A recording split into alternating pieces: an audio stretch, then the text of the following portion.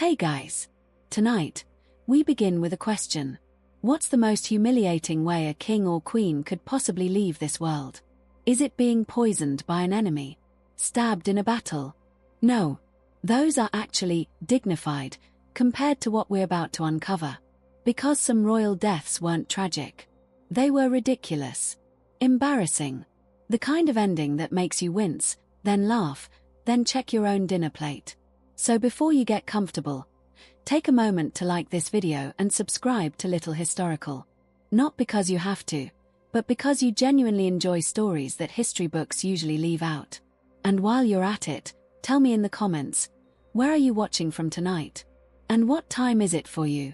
I always love seeing who's joining me from around the world. Now, dim the lights. Maybe take a slow breath. And let's ease into tonight's journey together, starting with a king who was killed by a dessert. Yes, a dessert. Now, let me tell you about a king who didn't die in battle, or by poison, or even from a broken heart. King Adolf Frederick of Sweden. The year is 1771. A cold February evening. The royal kitchens are bustling, and the king sits down to what he believes is just another grand meal. Lobster, caviar, sauerkraut, smoked herring, champagne, glass after glass. Enough to make even the most disciplined courtier loosen his belt. But none of that would kill him. No. What ended the life of this otherwise forgettable monarch was something far sweeter. And far more foolish. You see, Adolf Frederick had a secret love. Not a mistress hidden in the shadows, not a whispered affair behind velvet curtains. His obsession was simpler, more innocent in appearance, and yet just as dangerous. The semler. A humble wheat bun, spiced with cardamom, filled with almond paste, topped with a mountain of whipped cream, and served floating in a bowl of warm milk. Delicious, comforting, and absolutely lethal when consumed in excess. That night, the king did not eat one semler. Nor two. Nor three. He ate 14. Imagine the scene. The royal dining hall, candles flickering, servants watching in silent horror as their monarch, spoon in hand, cream on his lips, waves away every concerned glance. Between roll number 10 and 13, someone surely whispered, "Your Majesty, perhaps a digestive walk." But the king ignored them. He was determined. Almost desperate.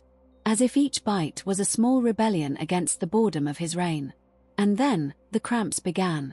First a whisper in his stomach. Then a roar.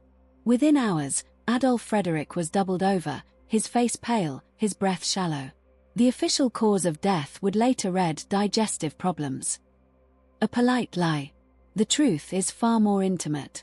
The king had eaten himself to death, not on exotic poisons or forbidden fruits, but on a dessert so rich, so heavy, that his body simply gave up. His legacy. A peaceful reign, a few administrative reforms, and the unforgettable title of the king who was killed by a cream bun.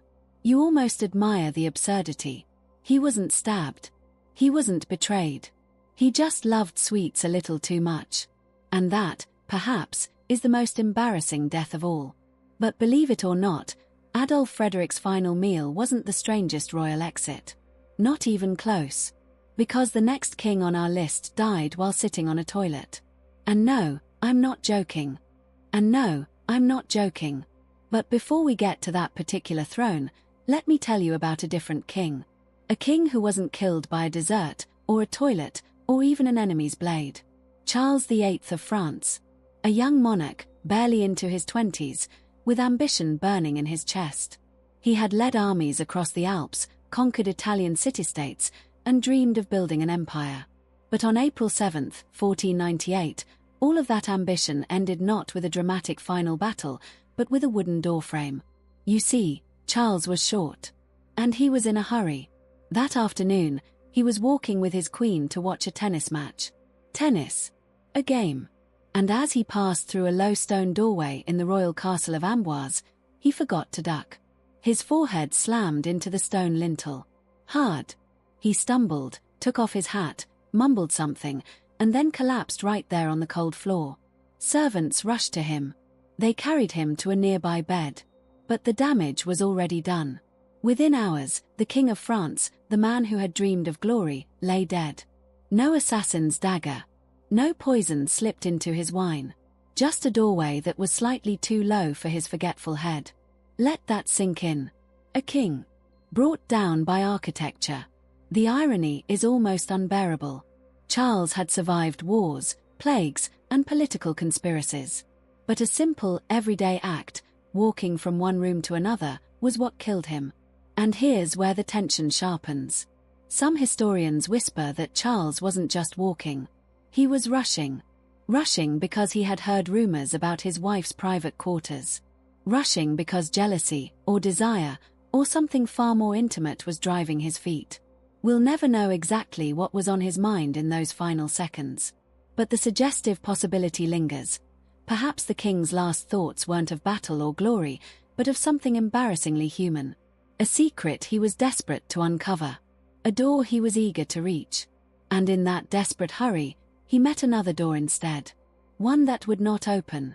His death left France in chaos. His successor, a distant cousin who had no idea how to rule. And Charles himself. He is remembered not for his Italian campaigns, not for his royal decrees, but for the simple, humiliating fact that he was killed by a doorframe. A king felled by stone. But as embarrassing as that sounds, the next royal death on our list involves creatures far smaller, far furrier, and far more unexpected than any doorway. Because the next king was murdered by a monkey.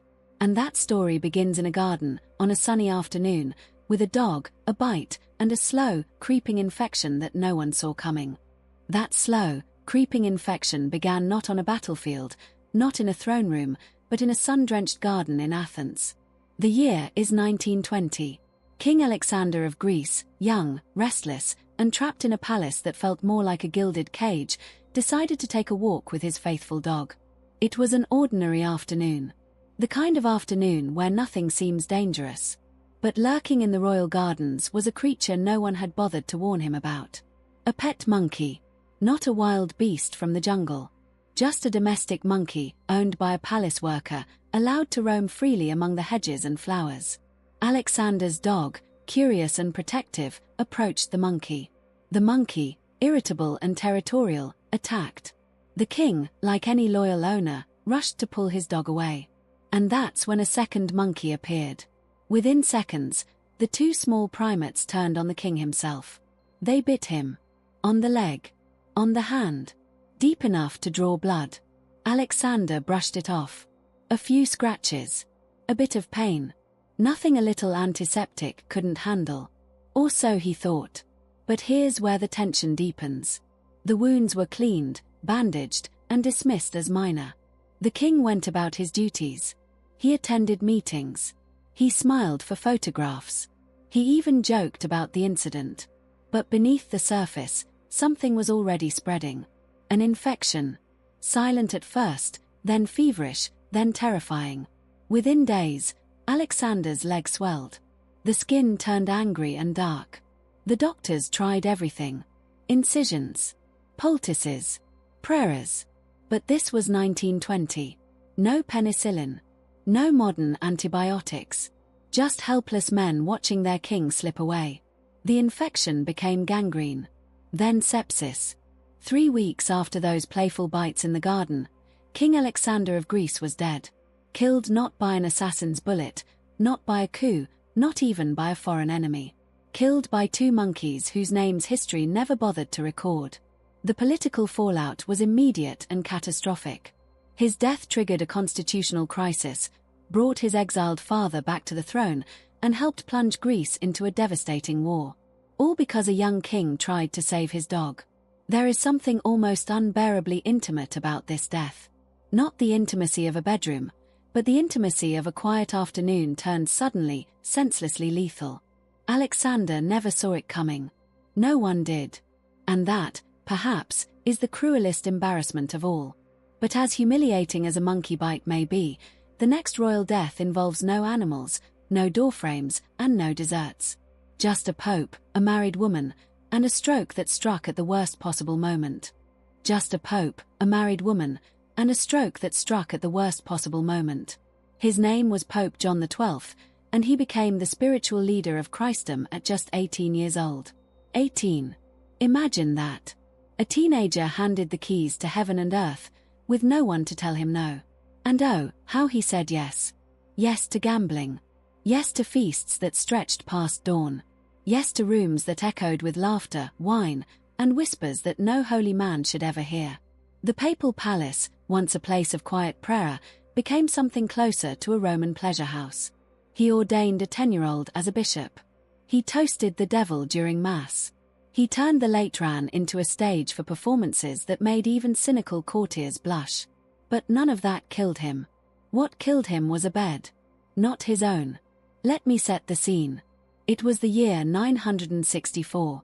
Pope John XII was staying in a private home, far from the Vatican's prying eyes. He was with a woman. A married woman. Her husband was away, or perhaps he simply didn't matter to a man who wore the papal crown. The details are murky, as such details always are. But what the chroniclers agree on is this. In the middle of that intimate encounter, the Pope suffered a massive stroke. One moment, he was alive with passion. The next, he collapsed. Paralyzed. Unable to speak. Within days, he was dead. The official Vatican records, of course, cleaned it up. They mentioned an illness. A sudden fever. But the medieval gossip, preserved in the writings of Bishop Liutprand of Cremona, told a different story. A story too scandalous to invent, too specific to forget. John XII, the man who dressed in armor and rode into battle, the Pope who turned holy ground into a playground, died with his reputation in tatters and his body exposed in the most humiliating way imaginable. There is a dark, almost tragic irony here. He had survived political plots, angry cardinals, and even a rival pope. But he could not survive his own appetites. The stroke that killed him struck not during a prayer, not during a sermon, but during an act that every moral code of his time condemned.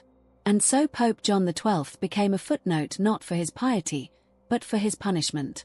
A young man with unlimited power who thought he was untouchable until his own flesh betrayed him. His death didn't cause a war or topple an empire. It just left a stain on the papacy that took centuries to fade. But here's the thing. As embarrassing as that is, at least John's death had passion. At least it had fire. The next king on our list. He was killed by a meal. A quiet, lonely meal of fish. And that, in its own way, might be the saddest embarrassment of all.